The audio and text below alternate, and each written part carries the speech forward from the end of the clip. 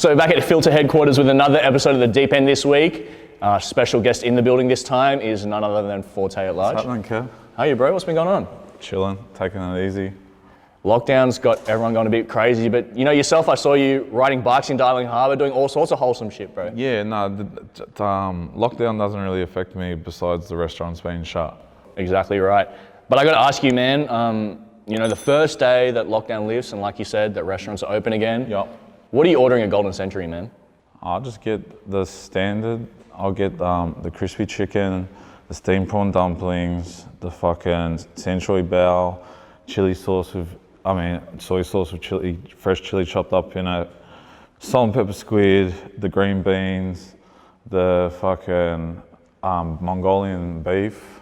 And that will be depending on how many more people there are. Might be additional dishes, but that would just be like, they don't need to show me the menu. The base order? Yeah, they know that I don't need the menu. You ever get into a steamed barramundi, any sort of that situation? Here, if I've got like a guest that like wants lobster or something like that, like last time we ate there, for my mate Squeeze's birthday, we got like fucking 8 lobsters. We end up taking like, you know what I mean? So it depends. If people want to eat other stuff, I'm open. But like, if it's me ordering, that's my go-to. I'll be the first one at the door. I'll be like. I got to give you a shout out as well because you know Asian businesses were some of the first ones affected by the lockdown because people were scared to go to Chinatown. Yeah. People were saying, you know, you're going to get sick, you're going to get corona from going to Chinatown. But Fortay, 2:30 a.m. on Instagram stories, Instagram live at Golden Century, Lazy Susan. Yeah, not just that, going to the Thai massage places. You know what I mean? I was like, I did as much as I could. I was like, help the Chinatown economy. You know what I mean?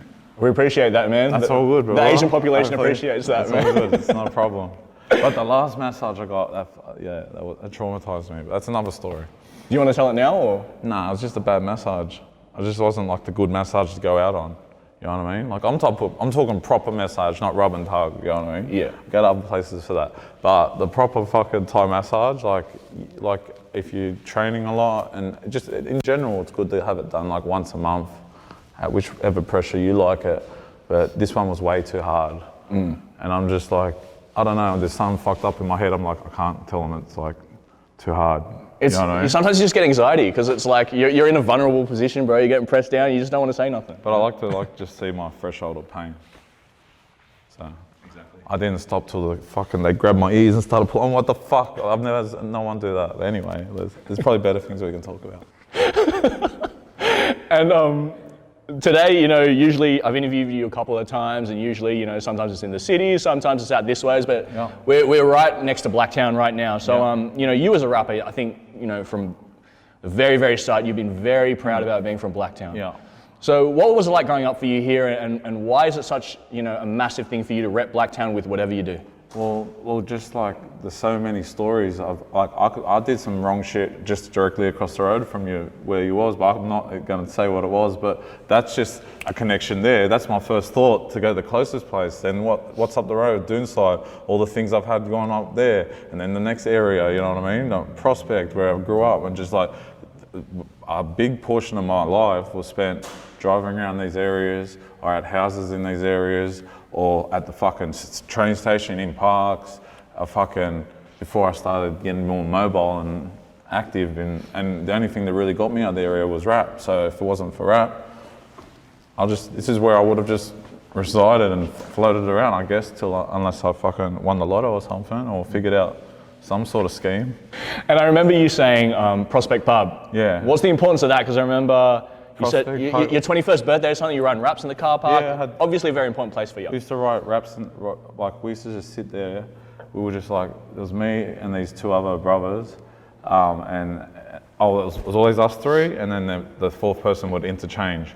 And we'd just drive around and we'd be around the area, and like, I don't know, there's so much I could tell you, but like there's so much, like it's pretty red hot, so I don't know if I should say it, just to be honest. But we were driving around. No, I can't say it. But like, just imagine. Just look. If you're watching this interview right now and you listen to my music, you put it together yourself. Yeah. If you know, you know. Yeah. And in the last interview I did with you, you said a line that really stuck with me, and you said, you know, before Fortay, there was rappers from West Sydney, but there was no West Sydney rap. Yup. So can you expand on what you meant by that? Well, when I started rapping, it was like you were either urban, which I would call urban, which was Australians rapping with American accents, or you were really Aussie. You know what I mean? There was like, you had the Melbourne scene, you had like, you've had things like the grime scene for Australia. What was before that? The fucking Lyrical Commission and no, shit? not. Oh, you mean grime? No, you know, like, so they did grime. Now they did the drill music. So like, Australia's always had its like subcultures, but there's none of them have been based like East fucking Melbourne, or like, there might have been cunts that did it, but like, why I diagnosed my shit as that is because I was running around such a big area of Western Sydney, and there was no other rappers talking about what I was doing what I was doing, or like, and so I felt like an importance to document it. You know what I mean? I really like, because if some cunt, this is what I always said, if some cunt was doing it from my area better than me before I started, I wouldn't have started. You know what I mean? I would have been like, oh, that's mad, and supported it, and being like, that's cool. But like, it was like, all we ever had cunts trying to rap in American accents, cunts not knowing no one really was like, it wasn't cool to come from the West. It wasn't when I started, it wasn't cool. I'd go to the city, it'd be like, all the events were in the city, and all the crowds were like people from the North Shore, this, that, where they'd get on stage and so I had to do battles to get heard against like people that were like, yeah, man, I'm a fucking superhero, and yeah, man, like comic book rap, you know what I mean? Some fucking nerd from the North Shore, and then I get on stage and I got to battle this cunt. So like, I just go like the worst, fuck your mum, this, that, blah, blah, blah, etc. But like, cunts, they had that was the Sydney scene, because all the events were held out there. It wasn't, if there was fucking venues out west holding them a bit, the West Sydney would have created that scene earlier. So I had to take myself to the city, let them know what we're doing back there, and then come back here and just fucking continue it. You know what I mean? And now it's changed. You know what I mean? I'm talking like, what would that be? Like 2005, 2004. You know what I mean? So how does it feel now? You know, like you were saying, West Sydney was not cool back then, and now it's great. It's its own movement. You know what I mean? It can't be denied. It's great. I'm so happy. I'm like so happy for it. You know what I mean? To see like boys around the area fucking buying shit, making money off it, living it, not have to do the shit that we were doing, because like there was a gap where I was like running around doing stupid shit, and God willing I'm here, and like they could be in the same position if there wasn't no income coming in from this music. All right, some of the shit we might talk about might be fucked up, but you know what I mean? Like no one watches the boring movies anyway. Everyone wants to see if it's like sex or violence, and even though it's fucked up, it's how it is. You know what I mean? Like, and it's just, I guess, it's just, you know what I mean? It just needed to be documented and painted, and now it's got its like own little corner in Aussie hip hop, if not a big fucking section of it. Yeah, I'd say huge section now. We'll take it all. Take the whole pie. You mentioned battles before. Yeah. So any particularly memorable battles or crazy stories emerging from those days? Yeah, I had a battle with Schemo, and fucking like it was a judge battle. So it was like the battle for supremacy. Every battle I went in, I got to like at least the semi-finals. Like but it was more off the top of the head back then. It wasn't written down. It was before the you know, those punchline days, or whatever, they were writing the shit down. Got beef battles before that. So then fucking, Schemo got on stage and he grabbed the mic and tried to put it around my neck and all. Me and him, like, we knew each other. We were one of the too few that came from different areas. He had all these boys, I had all my boys, and we never clashed because we were like all sort of street cunts. We all got along, you know what I mean? Like, you wouldn't see, you know what I mean? Otherwise it wouldn't have worked. So we battled, and the fucking judges, like, they were legit, like, I beat him. Like Schemo, I know you won, I'll admit you won, but it was a fraudulent win. And if you ever want to battle again, I'm happy to settle it. But what I'm trying to say, I got off stage and Esso from Bliss and Esso shook my hand. He goes, man, you should have won that one. It was like rivals and two other people but Schemo was a bit intimidating. So like he was closer to the judges than I was at the time. So he was probably more intimidated them. You know what I mean? But I did beat him, but that's a memorable one. Yeah, that's a memorable one. Was this the Fortay mullet days? Nah, that was before the mullet. That was pre-mullet. Mullet, there was different sorts of battles going on. I wouldn't have rap battled anyone. It was just telling cunts. Was that just a distinct era of Fortay's life, the mullet era? Yeah, the mullet era is bad. Like that just attracted trouble for some reason. It just like, I don't know. I just saw the locks and... I don't know, but I think I might be the first Aussie rapper with a mullet. I'm not sure. You might have to fact check that. We'll do some, we'll do some research. You said just then that yourself and Schemo, that you guys never clashed, but you gravitated towards each other because you guys were doing street shit. Yeah. So with that whole scene that was coming up at that time, like I guess you could call it the hustle hard kind of days, or maybe it was before that. That was part of it. Yeah. I was the first video on Hustle Hard. The interview, yeah. Fucking when I was doing my album, so like, there's different sections, right? Schemo and that were doing their thing. I was doing my thing. I was working with, like, I came up with one of the first people I rapped with was Losty, and besides that, Too Loco. You know, Too Loco from the graffiti Westy scene? Standoff. Yeah, fucking, and like look back, I think the first CD I actually came out on was a song of his called Diary of a Criminal. And we used to go around doing shows, and that was the first person I actually did shows with. And he was he'd been in jail, he'd been known for various stuff, and amongst the graffiti world, very notorious and old school, you know what I mean? So it's like, I wasn't coming up with Gronks, like I don't know, like maybe the circumstances in the area makes people how they are a bit more, I don't know, like, I guess it is that. I just knew it was distinctive, and it needed a voice before it got shut down, because the same thing that makes this music strong is the same thing that could destroy it. The fucking violence, the guns, the drugs, the fucking... It's like the beef stuff. A lot of people are attracted to the music because of the beef, but then the beef is the reason that, people can't get shows. Yeah. That 3 minute song that hypes you up to go rob that shop will give you fucking 5 years. Yeah, exactly. You know what I mean? And you just mentioned there, the rap battle, Schemo, and you mentioned that Esso was there. Yep. So when you guys came into the scene with, such a different approach, say the West Sydney approach, we can call it, whatever. Yep. How did that mesh, or did that just not mesh at all with kind of your big top tier Aussie hip hop acts at the time? Nah, well fucking, you're talking to someone that's fucking brought Crazy Bone to Blacktown and done songs with him in the studio in Blacktown. Lazy Bone to fucking St. Mary's, Little Easy to St. Mary's, fucking done songs with Hobson. I've worked with fucking Snoop Dogg. I've fucking Cormega. Actually been in the room with these people and made songs. So like, I was hustling. I was like, so everything's happening in the city. You know what I mean? You can't make music moves besides recording and getting inspiration for your recording in the West. You have to need to go to the city. That's where everything's at. So it was like, what was your question? Like, how did it get out there? How did it mesh? No, did you guys mesh at all with kind of like the bigger, more accepted Australian hip hop scene that was like, your Hilltop Hoods, all your Bliss and Essos?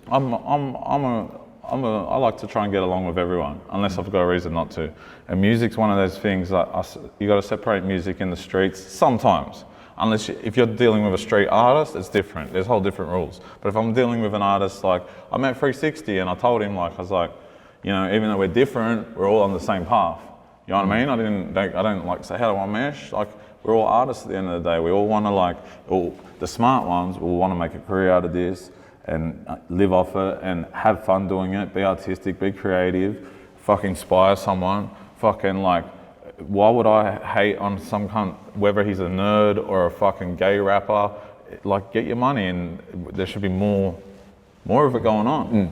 It's just started, like there's eggs, like they're just starting to hatch now, you know what I mean? I remember you did say something very similar on, you do the Ask Me Anything stories on Instagram, and someone said, Fortay, who's the realest rapper in Australia? And you replied, Top saying, dog. Real, you said real is what's real to you, Real doesn't necessarily mean being a street dude, you know what I'm saying? If you're a nerd and you rap and you say what you like, that's real to you, you know what I mean? I think a lot of people get that confused, they feel like to be real, I have to go out there and do this and do that and make trouble in that, but that's just not it at all. That's real stupid. Yeah. You know what I mean? Yeah. No, being real is just being true to yourself. If you've grown up and studied all your life and that, and you tell that it's your, you know what I mean? Whatever it is, you said it yourself, you know?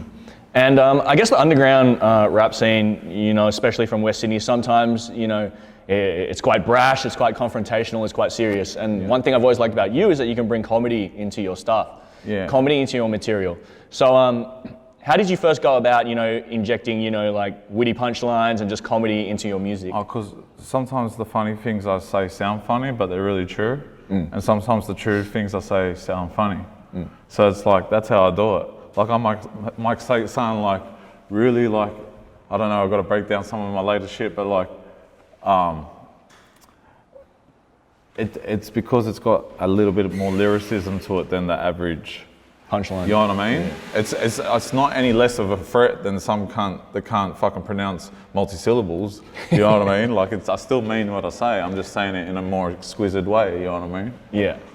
The first time that I saw you live, you were opening for The Game at the Metro Theatre. There was like fucking 9 support acts or something that night. Yeah. And I remember I saw you come on stage, white Nautica jacket, and you started doing that TI remix of Head for the Ice. Yeah.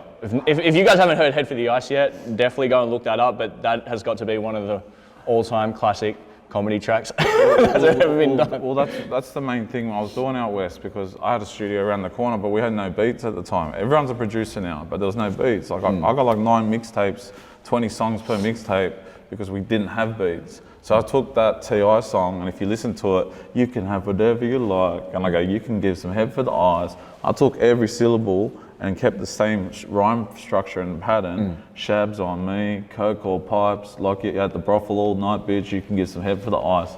And what's he say? I don't give a fuck, but it's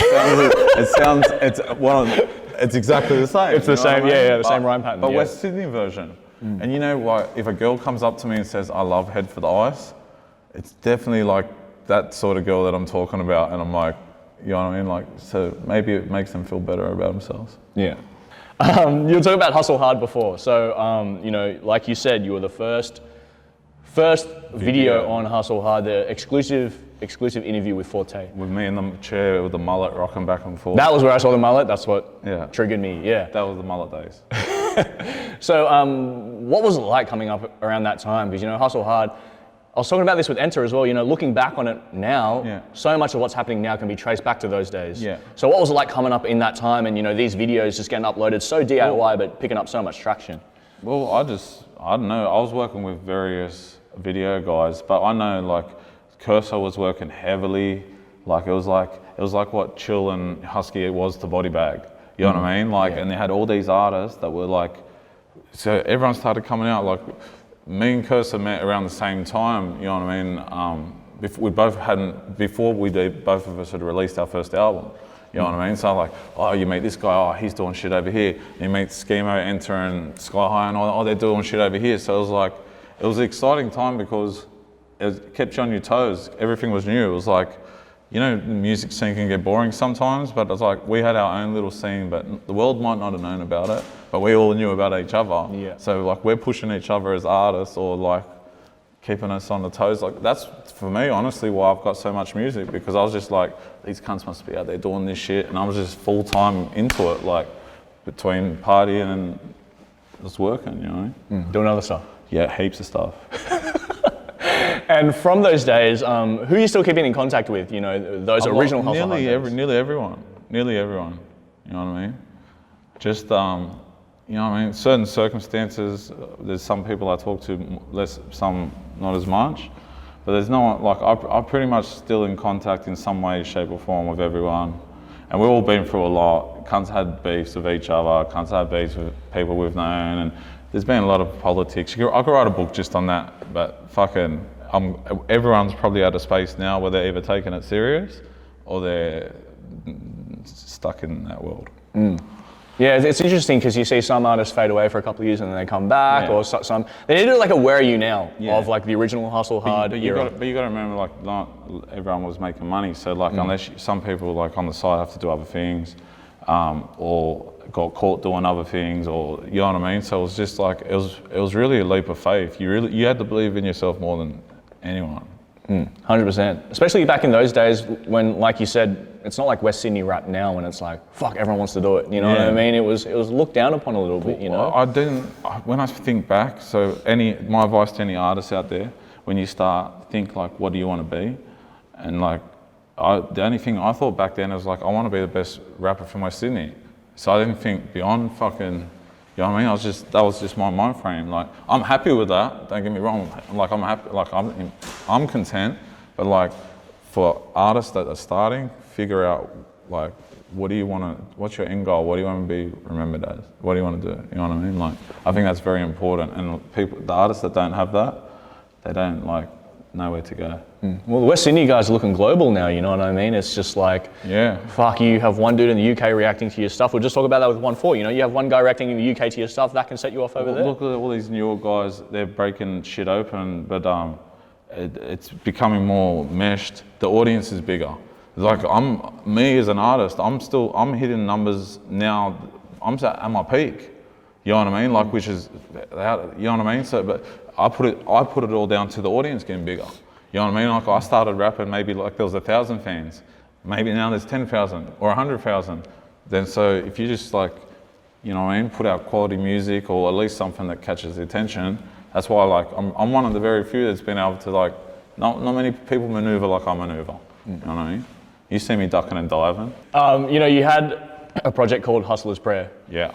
And that's something that I've noticed about you as well, you know, the hustler mentality in everything that you do, inside of music and outside of music as well. So one of the amazing things is that still, after all these years, man, I go to the most random fucking spots. I'll go to a fucking record label office, I'll go to someone's house, I'll just go to a party, and there'll be a Fortay bong there, man. Yeah. So when did that first integrate into your business plan? Well, as far as I know, I'm the first rapper in Australia to make bongs, or bong utensils, all that bullshit, drug paraphernalia. Probably not the first, I'm not gonna say that. But fucking, you fill it with whatever you can find. But fucking, yeah, so these guys came to me. It just came to me, you know what I mean? I think it came to me because I did songs like Come Smoke With Me, which I would say, in my opinion, is the Australian, Aussie, hip-hop, weed smoking anthem. It's like what fucking The Chronic was to fucking 92. West Coast, yeah. You know what I mean? Like that song till today is still like a big song. You know what I mean? Like, cunts are out there. I don't even guess the amount of cones cunts punch to that song. Like, if you could guess though, like? Fuck, I reckon I'm maybe 100 million. 100 million? I'm not even joking. I'm not even joking.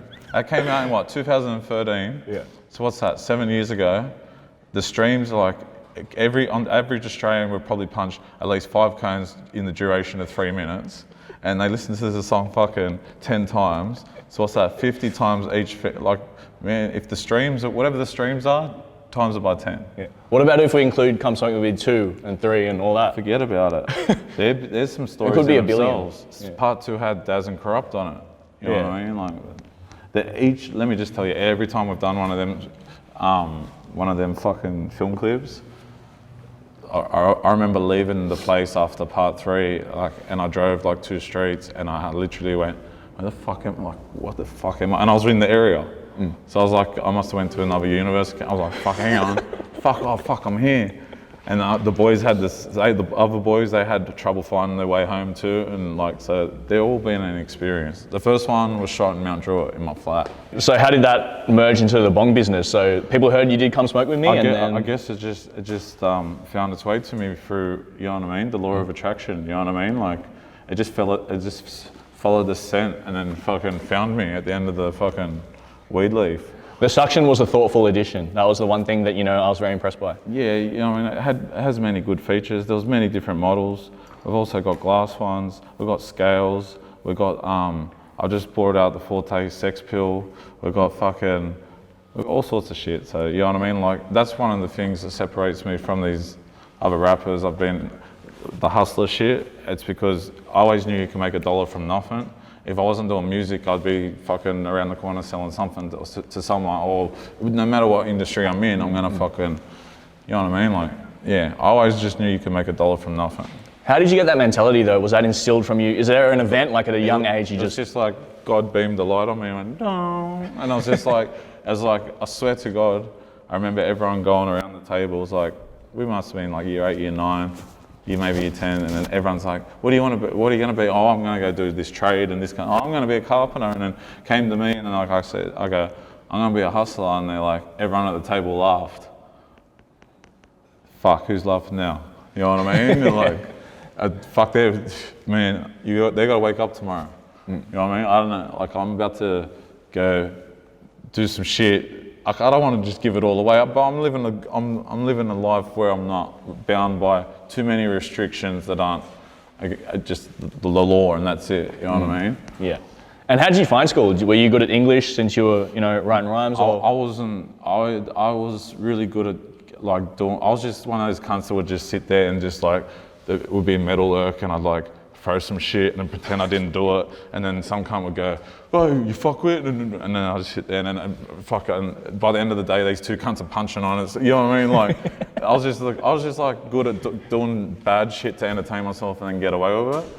But like, I didn't really study. I was smoking weed throughout my school years, but then I got to like the test section, and I go, fuck it, I'll quit weed for 2 weeks, and I quit weed for 2 weeks, and I got good scores. But I didn't study, so I knew I could put my mind to anything I wanted to. I actually, like, after school, I went to TAFE, went to like a music business course, and I'd go in there and they'd like, I was just there, I was just doing all sorts of shit out of that classroom. I was just kicking it, whatever information that I could intake and remember, I was gonna remember, but when it came to doing assessments, they'd call my name, "Where's your assessment?" I'm like, I didn't do it. Like, I'm not here to work a fucking record label. Like, I didn't have no aspirations of working with, a Universal or a Sony or anyone. I was just like, I'm just taking in what I can take in and applying it to what I'm already doing. You know what I mean? Because I just got to put the pieces of the puzzle together. And for emerging musicians, what is, the number one piece of business advice that you could give for them? Invest in yourself, but make sure you're like, your shit's good. But you got to like, there's a difference. And when it goes back to me saying, when I started, I just said I want to rap for the West. So if your intention is to be global, make more money than anyone, then fucking don't set your boundaries to that. Make pop music, make whatever the fuck, make the gay shit in the world, whatever the fuck you want to do, go do it. But like, when you're invested in yourself, so if I was gonna go back and think, all right, I'm gonna invest in myself, everything, I'll go back and make some, I would have made some more good, I wouldn't have done Head for the Ice, because Head for the Ice didn't get me any female fans. It got me a few crackheads, and the rest of it was guys, because my music's always been for the fellas to like laugh at and go, ha, ha, ha. But like, yeah, if I went back and you know what I mean? If I was going to invest in myself again, I probably would have swayed a bit more to the girl side, because like it's knocked some girls back. It's turned them off me a bit. Not that I'm the most appealing, but I reckon I could have got a few more numbers if I'd thought it out. Well, it's like Hooligan Hefts, he was doing the street rap shit, and then he brought the dance element into it, and that got him a whole new fan base, you know? But a lot of these rappers out there, they're all prettier than me. So I've done good enough to sell this head like this, you know what I mean? Like, it's more my talk than mine, you know what I mean? And those guys that's why they're taking it to the next level, because they got the image, they look good, you know what I mean? You know what I mean? Like this Instagram shit, you got to think like, I came up from a day when my favourite rappers were Big Pun and Biggie and fattest cunts, ugliest cunts, but just fucking super lyrical. But like these days, like you got to be a very fucking special fat cunt to make it. You know what I mean? Do you reckon it's got too image-based in that sense, or do you think? Yeah, of course it is. But it's based off like Instagram and shit like that, where shit was harder, like how we went from records to music videos to fucking Instagram. Everything got more visual. Everything's visual, and it's all like one photo. Oh, fucking, but that's how it is. I'm not going to say it's right or wrong, but fucking oath it's more visual. Like a girl with fucking fake tits can get 80,000 followers in fucking 6 weeks, compared to an artist grinding out for 6 years that's got fucking half that, you know what I mean? Yeah. So if it's not based around image, what's that say, you know? At the same time though, I think a lot of artists, they get stuck in a trap nowadays, because they might have, 100K followers on Instagram, 200K followers on Instagram. They get in their head that they're a big artist, and they can't sell 20 tickets to their own show. Yeah. You know what I mean? There's so many different ways to measure a big artist now. Well, it comes in handy. So like back in the day, the way they promoted music has obviously changed. Some artists are very good at promoting themselves. You know what I mean? Like you say to me, I'm there riding on my bike through I'll just do all random shit, but there's people that do it 10 times better than me, and that's what brings their crowd in. And you gotta people are so quick to forget. if you I got a show in fucking 2 months, you got to actually fucking stay on these cunts, promote them, keep them engaged. You have to remain present at all times. Yeah, it can't just be like I'm gonna dip in and dip out and dip it. You know what I mean? Unless you're fucking like, who can do that? Very few artists. Yeah. Fans nowadays want to see everything. They want to see what you're having for fucking dinner. They want. That's why like we've gone now to OnlyFans accounts and all this bullshit and like people are just and reality TV shows. I swear to God, if I had a reality TV show, it would be more successful than my rap career. I swear to God. I think you should do it. I think I should do it too, but I just got to limit what's in it. Because some of the like scenarios I found myself in is just ridiculous. And people around me I go live when I'm drunk. I want to apologize to anyone that's ever seen one of my drunk lives. Like, I've got a problem, I won't lie. Every time I'm pissed, I'm live, which is the worst time for me to be pissed, and I'm just a nuisance. There's probably some sort of blocker you can put on. When Fortay's lit, you just got to stay away. I want to ring him up. Yeah, 100%. We'll install that. So who would be in the cast of your show? Who would be on the cast of your show, your reality show? Jimmy the Junkie, where's he at? Nah, he's in retirement. He's in retirement? It'd be an interchanging, there'd be like one main bitch, and then there'd be probably be a couple of side bitches, and then there'd be like a few mates, and it'd be like, and all the drama just, which ensues after that, you know what I mean? And because there's a camera there, I'd bung it on a bit more. But it writes itself. Yeah, and then if there's a camera there, I reckon the girls will let me get away with more. Because they just want to be on the show, you know what I mean? So that's what I'm saying. Give me the show. You just want to, fuck, I'm ready. Is it coming in first episode at the Meriton or? Oh, Meriton will be like a constant fucking background, you know what I mean? Meriton will be like what Ramsey Street is the Neighbours. You did do the song Meriton with Chillin' and Husky that came out recently. Yeah. For anyone who hasn't stayed there before, can you describe the allure of Meriton? What keeps you there? Various factors, and they've changed over the years. You know what I mean? It's great if you've got an oven there, you've got a fucking washing machine, you got you got a dishwasher, you got clothes wash. You know what I mean? Like you got the essential amenities, tap water, but you know what I mean? Besides that, well, I think they just know exactly what's going on up in there, and it just causes less problems for everyone. Which one's your preferred one? Fuck, I can't give like anyone. I've been to all of them.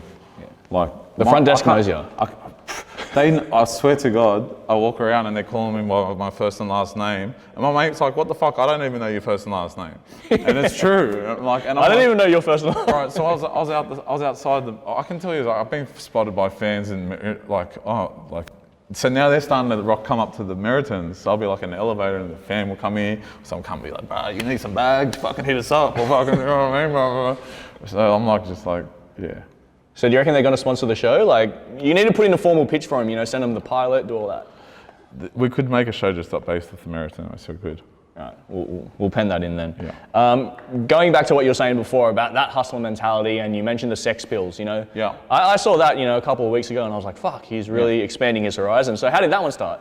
That's just another one that's just like, I'll just make it work. Like, I've got a fan base.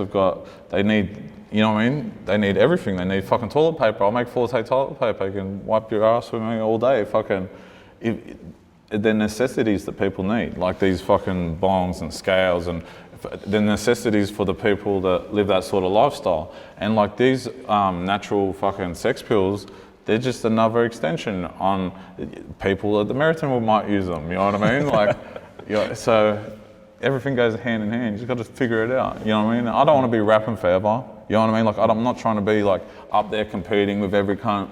And because like I'm kicking it, you know what I mean? Like I'm cruising. So like I do a little thing here, a little thing there, and then I do the music when I feel like doing it, and I do it because I like it and because I get enjoyment out of it.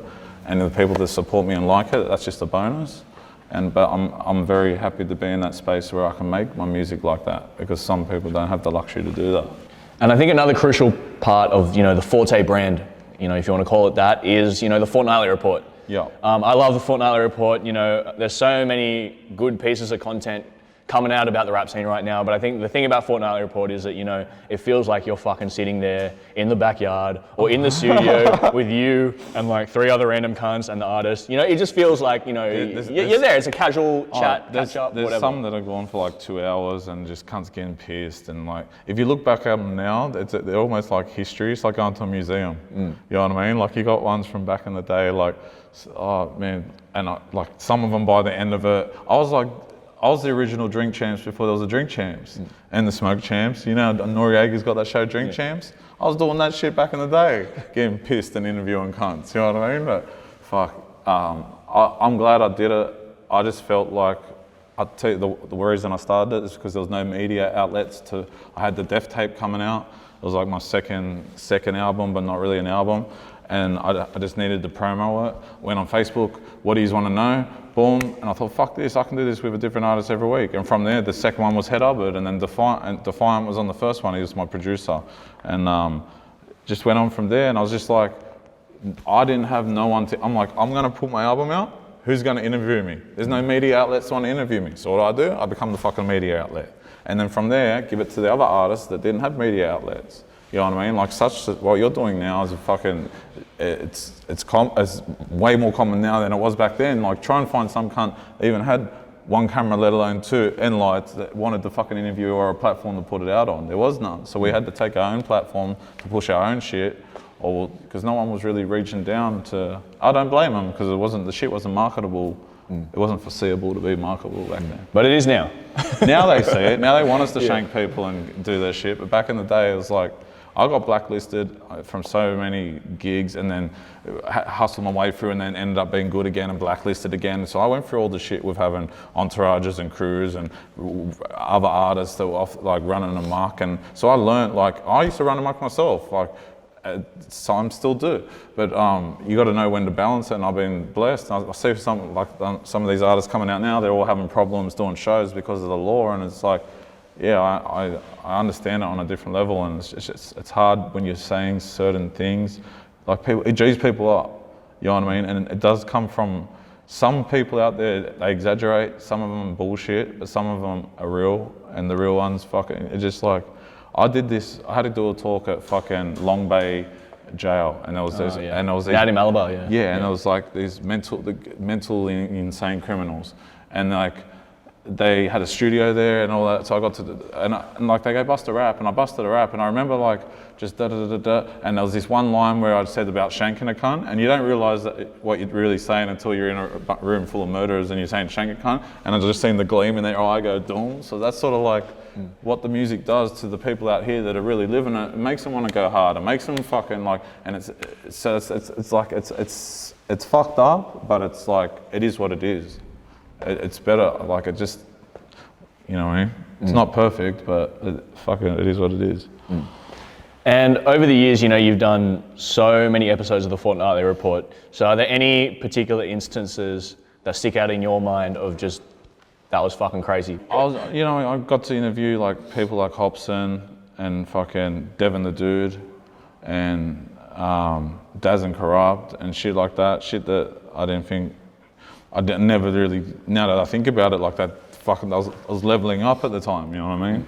The craziest shit that happened is just me, like, I did an interview with Alex Jones, and I regret it to this day, but I almost didn't put it up, but I was like, you know what?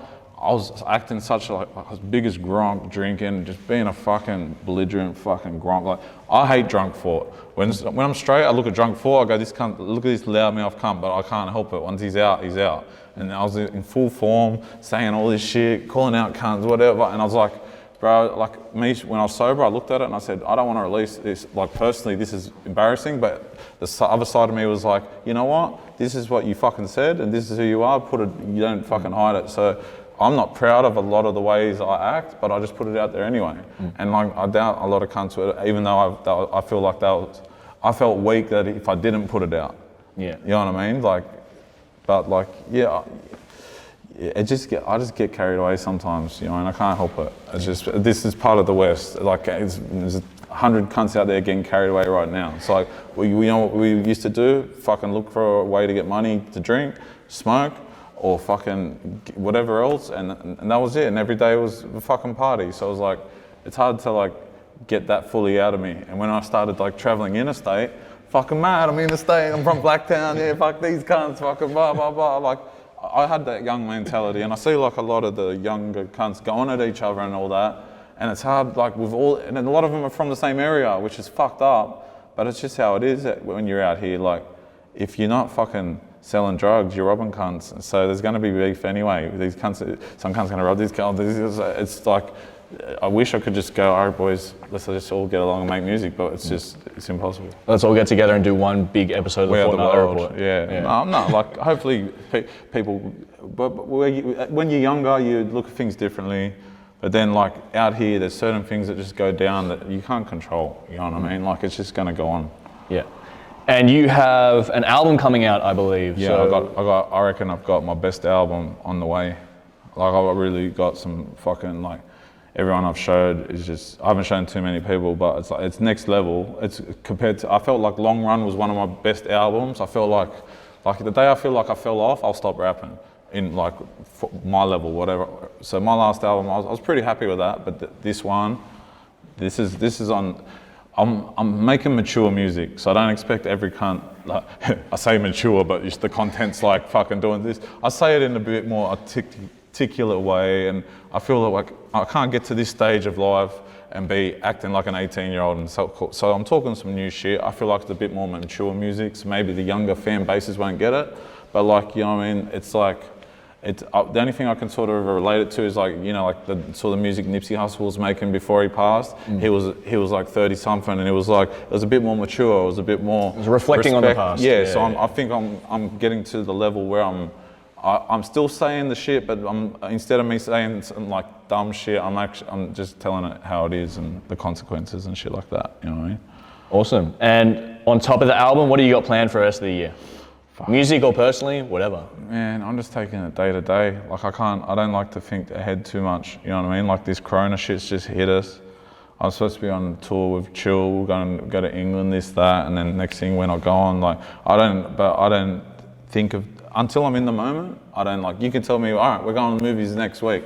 I won't worry about it till we're there. You know what I mean? Because I've seen so many things come along and, oh, this is going to happen, or this is going to happen, and then so.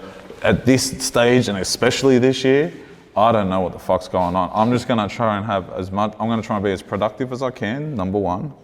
I'm gonna try and have as much fun as I can, and just survive. And Golden Century. No, I'm not, like, I'm willing to, like, I thought I was gonna start panicking when Golden Century shut down, but now it's shut down, like, I'm like, you know what I mean? Like, maybe we had it all too good for too long. It's time for us all to pull up and just look at ourselves and be like, come on, man, like, because I've been more productive in this time. You can either go one way or the other. You can just get worse or get better. And like, so it's a test, like, you know what I mean? From the gym shutting down to this, that, you're going to see a lot of people change. They're either going to come out of it strong or they're going to sink down, you know what I mean? So, no, I'm not. I'm just taking it one day at a time. But I'm good. Today I'm good. I'm going to be good later. Any last words for the Fortay fans out there? Fuck, thank you for supporting me. Thank you for listening. I appreciate the people that really take time and listen to the albums, because those that get it, and those that don't, like, I'm not mad at you either, but I'd just like to thank everyone that's fucking ever supported me or taken the time, and I'd like to apologise for being rude sometimes, only sometimes. Beautiful. Thanks, mate. Appreciate it.